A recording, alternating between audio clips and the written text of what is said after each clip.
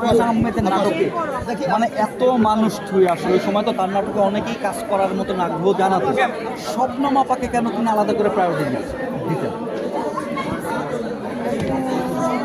এইটা তো আমি বলতে পারবো না, এটা স্যার বেঁচে থাকলে উনিই ভালো বলতে পারেন।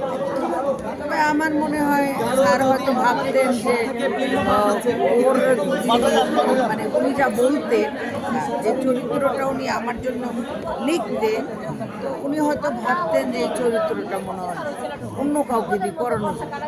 কারণ উনি আমাকে একদিন একটা কথা বলেছেন, যদি তুমি কেউ বলে যে আপনি বেশি টাকা চাইলে বা এটা না মিললে আমি অন্য কাউকে নেব, সেই ছবিটি এবং সেই নাটকটি তুমি করবে, কারণ ওটা তোমার জন্য বানানোই হবে।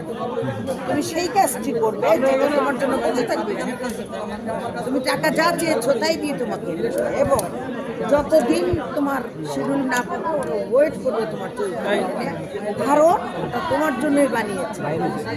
তুমি হয়তো সেজন্যই আমাকে এরকম ভালো